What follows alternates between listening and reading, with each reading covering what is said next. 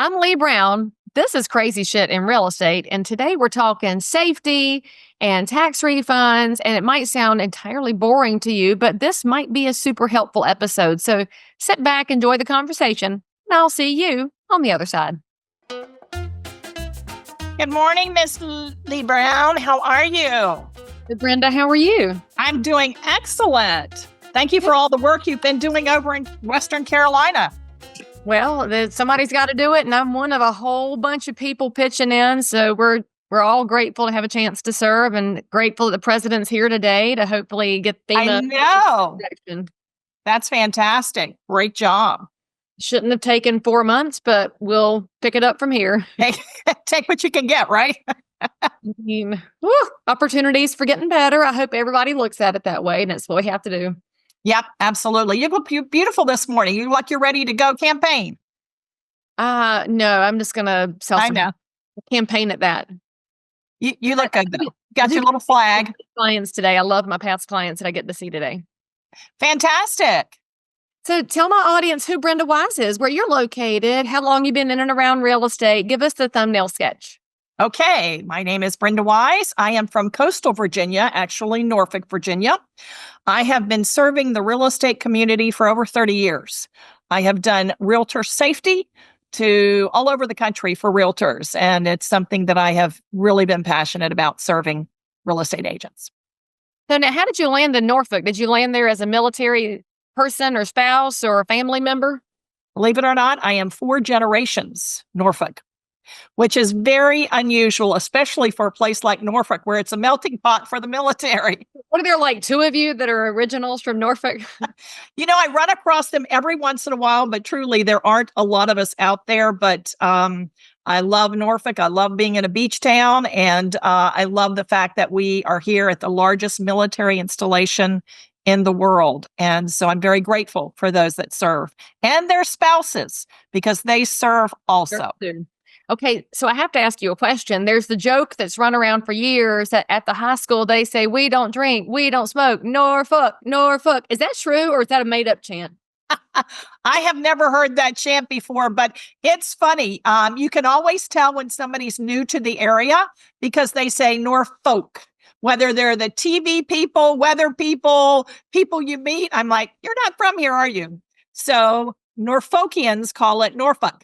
I mean, we've got a whole bunch of towns in North Carolina that give away who's a native and who's not. So I had to ask, because to me, if I were in high school and tacky like teenagers are, I would be all over that chant.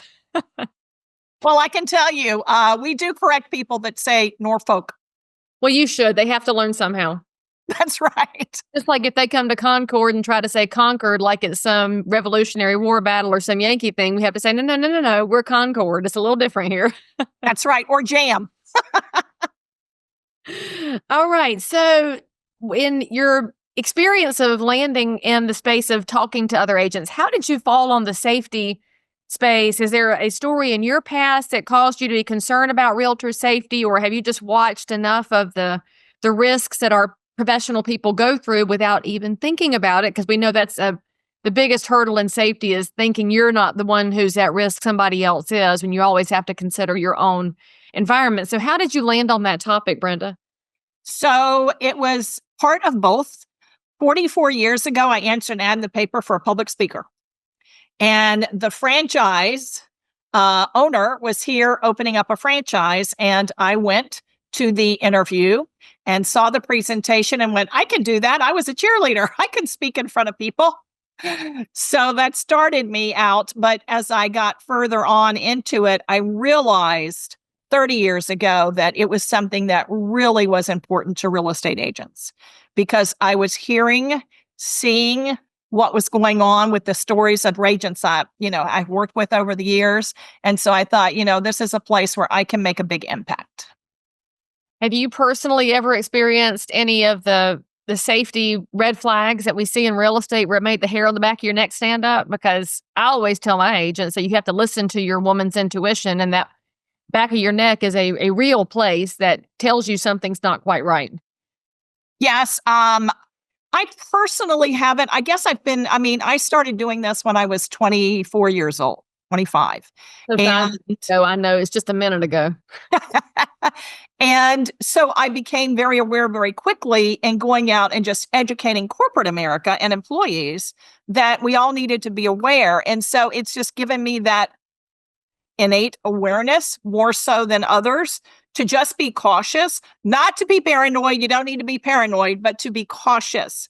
But as I've learned more and heard the personal stories from agents that I've served as to what has happened to them, yes, it's been really life-changing to hear. Many of them fortunately got out of it.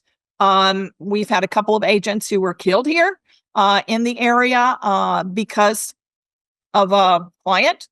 Saurin was somebody who, the last person that was actually killed by his client who purchased a home and was upset with a few things that were out of whack, dripping faucets, that type of thing.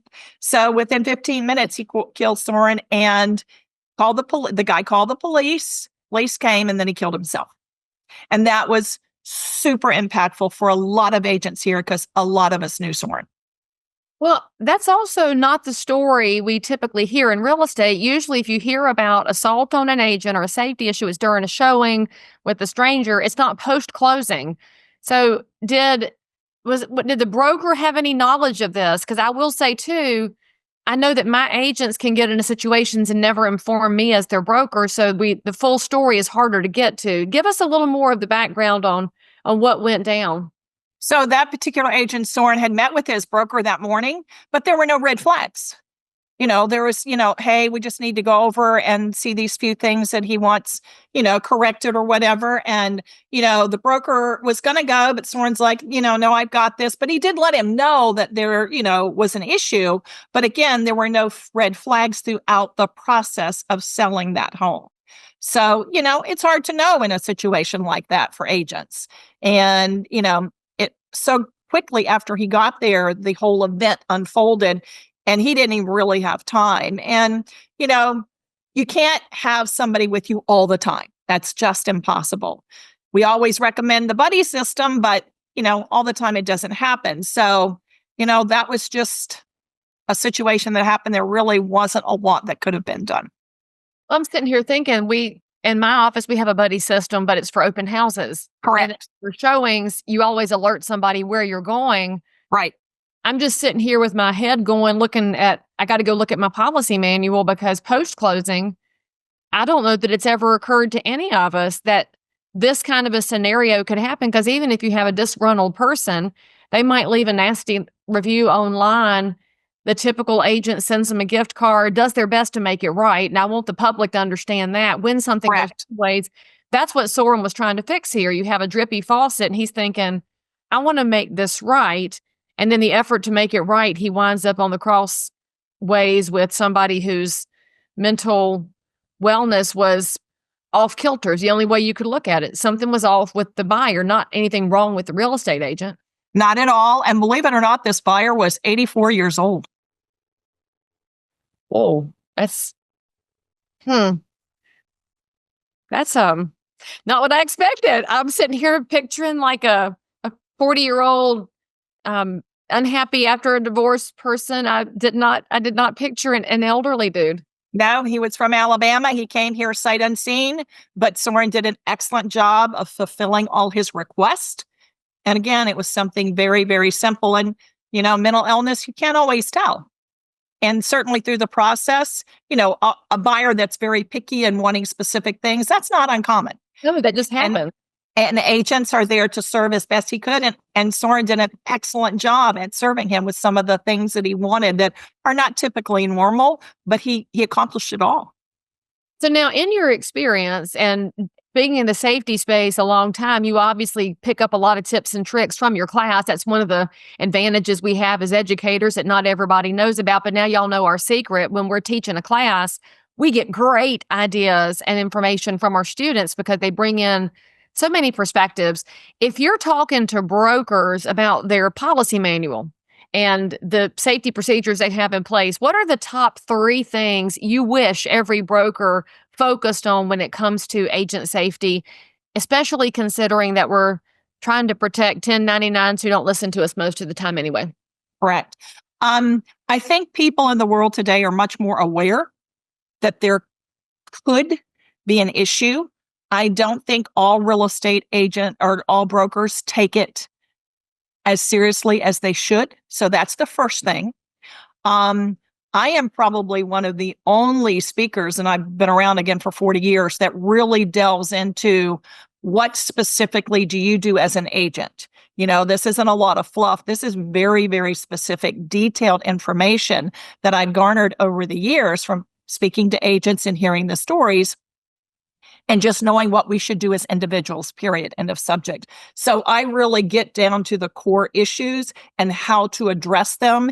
And I believe that should be a part of every new agent's class and training, and it's not.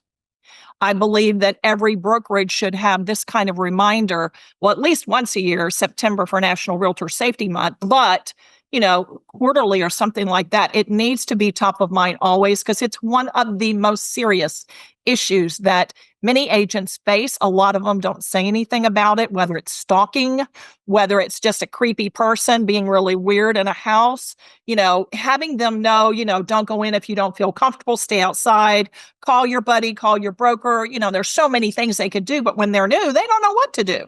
They're just like, oh, I don't want to offend the person. It's not about offending somebody. It's about you staying alive.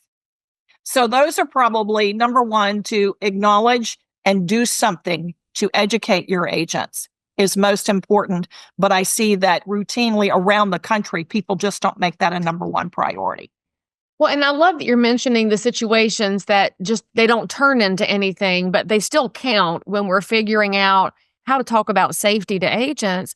You don't have to be murdered for it to matter. And we've talked about scenarios where somebody was in an open house and they encountered somebody that was unfriendly, but they got away, or they were being harassed online through private messages because of a real estate post, and that's not okay. So we have to make sure that we have a reporting mechanism. So if you're an agent, you need to report this back to your broker at a minimum, and you should also consider reporting it to your local real estate association, because I know that here in the Charlotte area, we've got some very active Facebook groups, and when agents encounter odd situations and creepy people that are obviously out for bad, they will put an alert out. And it's not to say that that person may not wind up being real, but be on alert. Here's the behaviors. Here's what we've seen, because we are in a business where we're operating a solo most of the time, and we have to think about how we can protect each other. So when you're looking at the scenarios and you're teaching a class, in how many classes would you say somebody in there has encountered a safety scenario? Probably at least that I hear about. Now, see, a lot of them you won't hear about. People aren't always willing to share. Do you ask them to stick up their hand if they've encountered something that made them feel off? Yes, I do ask them that. And a lot of times I'll have several people in the class who will raise their hand. They might not volunteer specifically what it was, but I will have many. And then I have a lot of them come out afterwards, one-on-one with me, and share their specific story. Many of them will tell me that they were in a rape situation. They've never told anybody, but they will come, share it with me because they feel safe and they understand that I understand, where they're at, and it wasn't their fault. So what do you do with those after somebody comes to you, Brenda? Do you encourage them to go to law enforcement? Do you encourage them to go to the association, or are you just listening? What's your best advice for instructors or brokers who are approached about a story like that? I always recommend, if I hear somebody or somebody, is sharing that, I tell them right then, go to your broker, go to your association, because like you said, there may be others experiencing this guy, and they have caught people like that. When brokers or agents have been willing to share it on an online forum, you hear them start, oh yes, I was approached by that guy. So I think the more, see something, say something. That's the key motto right now. So sharing it with your broker, sharing it with the association, putting it in your real estate groups. So people that are reading that can say, hey, I do know of a friend that was, harassed by that person or whatever. So I think sharing the information and being very aware, that is always a proactive stance, no matter what. So now, if you're a member of the public who's watching this or listening to this, and you're thinking, what's this got to do with me as a good, upstanding citizen of the community? What we want you to know is that you may encounter an agent or a broker with these policies, and you may see a buddy system in place. We want you to understand that that is for your safety as much as it is for the agent's safety, because frankly, there have been some crazy people in real estate who carry realtor licenses. And so it goes both ways. Safety should always be seen as a two-way street, that we're taking care of the public and we're protecting ourselves in our professional capacity. So in that practice of agents communicating with the public and putting in some processes that are going to encourage better safety, what are you seeing as best practices that agents and brokers should communicate to the public, and what should the public expect? So again, I think that you're right. Communicating always with your broker, your fellow colleagues. But what I say specifically is, don't be afraid to have that prospect come to the office, because more eyes on them will alleviate a lower or reduce the risk of them doing something, because now eyes have seen them. Having a copy of their license, having people have your agent get the realtor or the broker to meet the client. See, as many eyes as you can get on this person, sometimes it's just not possible, but a lot of times that should be the standard norm. And just tell them, I'm doing that for your protection, but I'm doing it for mine too, and I hope you respect that. And if people don't, then you automatically know there's a red flag there. So if you're in real estate and you're listening to this podcast or watching it and thinking, man, I need some more Leigh Brown answers in my life. Well, guess what, friends? I have a new program that is launching right now called Answers.Real Estate, where I will give you every bit of insight I have to help you grow your real estate business, help you better respond to consumers, to provide a more excellent real estate experience, so that the next time you land on crazy shit in real estate, you'll have a better solution to whatever you ran into.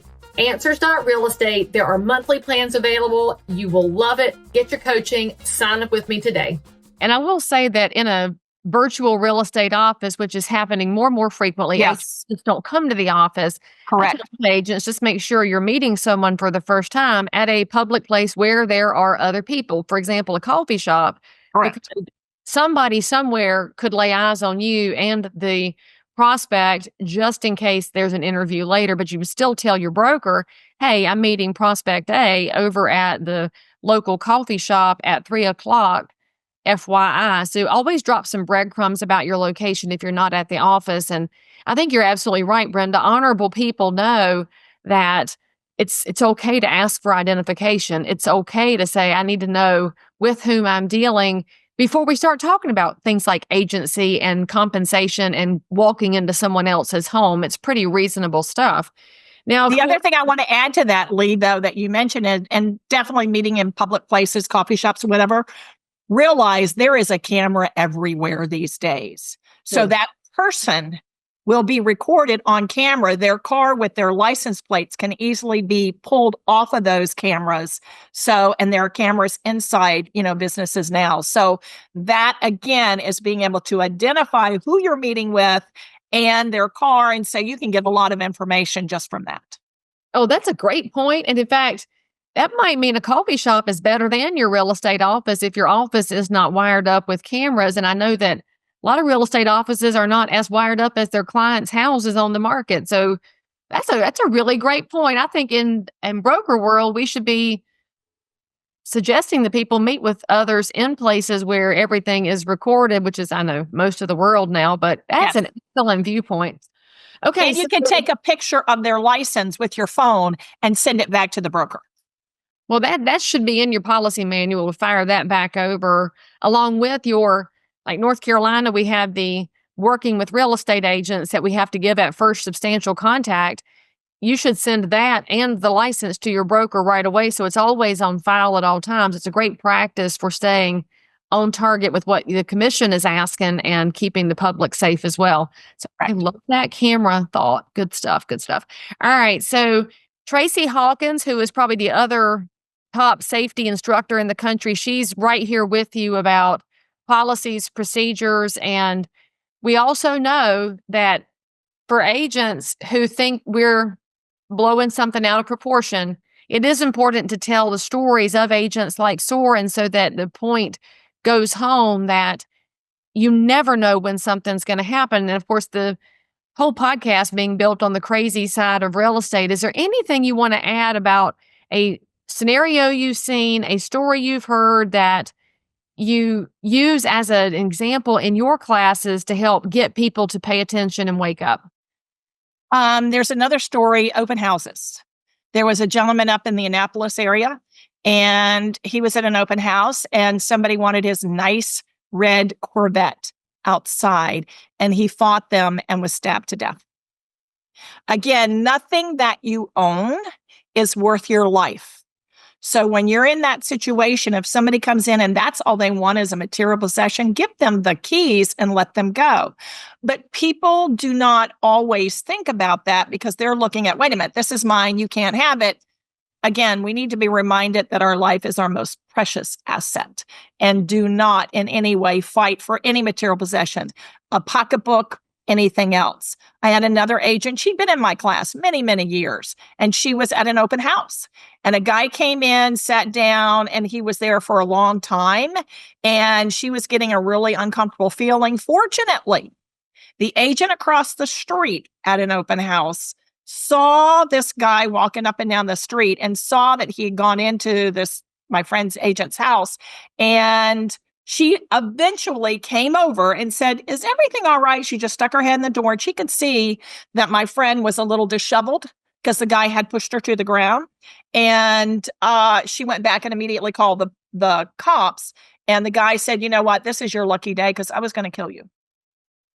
He said that out loud? Yes, and he had just been released from jail. Okay. And he said some things that were red flags. You know, my friend's a fireman up the street. Paula knew the area very well. So she's like, oh, who is that? And the guy didn't really give good descriptions. Pay attention to your gut. Like you said, when that hair stands up on the back of your head, you need to get out. And there were an opportunity for her to get out of there as quickly as possible, but she was giving that person the benefit of the doubt. And you never want to do that. Not at your own expense. Not at your own peril. I will say, though, that's a good argument for having community open houses where you have 3 or 4 houses that are on the market at the same time open together. And I know that agents will argue with me about that because they say, well, I want my marketing to drive to me. Actually, if 3 people are marketing at the same time, you can combine forces, but you can also pop in on each other's homes and let there be a visible reminder that we are looking out for each other. And I'm so grateful for agents that are willing to go across the street to another brand, to their competitor, to make sure they're okay. Because that's one of the unspoken facts about real estate. The public makes us out to be super cutthroat, but the practice of real estate is very much, we look out for each other in ways that are just smart and decent ways to be a human. So I'm glad. Invite also your mortgage person, invite your title person at those types of things, because they will help reduce the risk. And it's a partnership anyway. All right. So in addition to your safety angle, Brenda, you've been working hard to help agents be better financial stewards too. Talk to us a little bit about what's your exciting topic right now. Well, we have millions and millions of entrepreneurs, solopreneurs, like real estate agents in this country. In fact, there are 50 million of them, and I am one of them. And 40 million don't know about this. This is called the SETC, Self-Employed Tax Credit Refund for all solopreneurs, 1099 earners. And because I have shared and served the real estate industry for 30 years, I am absolutely passionate about letting all real estate agents in this country know about this. Based on COVID and the CARES Act, there is this self-employed tax credit refund. It's up to $32,200. I am working with agents daily, and I just had an agent broker fill in her 20-minute online application. Her estimate is $19,000. I had another one who's $6,000, and her daughter's also an agent. She's getting $16,000. You know, in America today, people really need some help and support. And there is not one reason why a real estate agent should not be applying for this, because everybody was affected. If you're an agent and you were out because of COVID, or you had to shuffle your work schedule, you're getting $500 a day per diem. That's a lot. I talked to an agent just the other day. She said, Brenda, I was out for 3 weeks with COVID in 2021. And she's like, this is such a blessing. Thank you so much for thinking of me to share this. This is not complicated. This process is very simple. You go to an online form, 20 minutes, you give an attestation of what your issues were, whether you cared for children and they were out of school, that's $200 a day per diem, or for parents, elderly parents. Again, it all adds up. 2021 was an amazing year for real estate agents. And they're all going, I paid so much taxes in 2021. This is an amazing way for you to be able to recruit some of the taxes you paid in that year. And why not? And you've only got less than 90 days. So it is absolutely critical. My QR code, my URL link will be in the notes as well. This is something that I am just really passionate to make sure all agents know this. The other thing is, because agents aren't always the best at managing their money and doing their, every month accounting stuff. If you have an agent or an agent has some back taxes they owe, they will pull it from this refund and that debt will be cleared. So now, what is the actual deadline to apply for this refund? April 15th. 2025. The process is when you fill out that form, that's going to go and the IRS will pull your transcripts to verify, as we want everything to be honest and integral. And then the accountants and attorneys will go through that and add in those particulars that I talked about, whether you were out, your kids were out, your parents. And then they will add in exactly what you paid net in the taxes. And then they will email you within 30 days to let you know to the penny what your refund is. You can take it or not. It's up to you. So since agents are set up in different ways, does this only apply to 1099s or does it also apply to agents who have set themselves up as a subchapter C, S, or an LLC? LLC, fine. C and S, no, because then you're a corporation. I'm an S Corp, so I couldn't apply for it, but yet I get paid as a 1099 earner. I just put it into my company. So anybody who's a 1099 earner, and I always tell agents, hey, be smart with this. We're always looking for ways to give back and to add value. You've got clients, past, present, you've got prospects.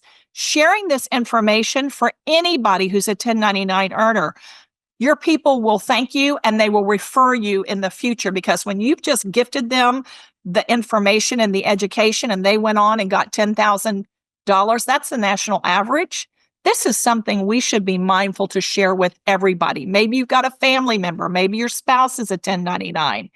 Your hairstylist, typically a 1099. So there's so many people in our lives that we as agents serve. Why not pay it forward? That's what's really important. And anybody can use that link or QR code no matter what. And a reminder, too, for those of y'all that don't like to take assistance, these are just your tax dollars coming home to you. So don't be afraid to apply and see what happens. So thank you for making people aware of that and also stressing that deadline, because none of the programs last forever. And it would be a shame if somebody missed out on their own tax dollars coming home to roost. They don't need to leave it on the table. That's absolutely right. Thanks, Leigh, for allowing us to share this. This is vitally important. Absolutely. Thank you for bringing it forward. And I'm pretty sure I need to ask my hairdresser if he applied for it. I think he did, but I will ask him again because I don't want to leave him out in the cold. And that's part of what we do as realtors, is make sure that we take care of people while we take care of our clients and our businesses too. That's correct. Well, Brenda, if anybody wants to follow up with you on coastal Virginia and safety classes and get more information from you, what is the best way for them to find you? Well, my website is Smart Wise Protection. And my office number is 757-588-8222. And I'm sure that'll be put in the notes and comments. So yeah, those are the best ways to get a hold of me. And I am very anxious to serve.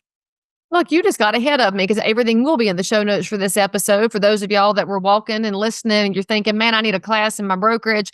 I will say, as a broker, it does make your E&O provider happy if you offer safety classes. I just want to add that little note in there for all the insurance people out there. Yes. We always want to reduce our liability while protecting those who hang their licenses at our firm. So, Brenda, thank you so much for coming on the show and giving us a couple of different angles to think about when it comes to agent safety. My pleasure. Thanks so much, Leigh. All right, y'all, say something nice in the comments or ask a question. Brenda will come back and visit the episode and answer if I don't know the answer. And in the meantime, hit the bell to subscribe, and we'll see you next time. By the way, friends, don't miss my brand new coaching program at answers.realestate, where you can have access to Leigh Brown, submit your questions, have them answered, meet like-minded professionals, have an entire library to help you build your business no matter what happens in the market. Get signed up today. I promise you'll be glad you did. So if you found value in this episode, please like and subscribe to this channel, turn on the bell, and catch another amazing episode by clicking above. Crazy Shit in Real Estate is also available in all of your normal podcast apps. So if that's where you like to hang out, go find me, click subscribe, and most importantly, leave me a review that says you think I'm awesome, my guests are awesome, or this content is just exactly what you were looking for. And then, by the way, if there's something you need, you want to learn about something, you can comment below anytime. You can also send me a direct message if you need to remain anonymous. No judgment. But anyway, I'll only judge if you forget to subscribe and click. I'll see you next time.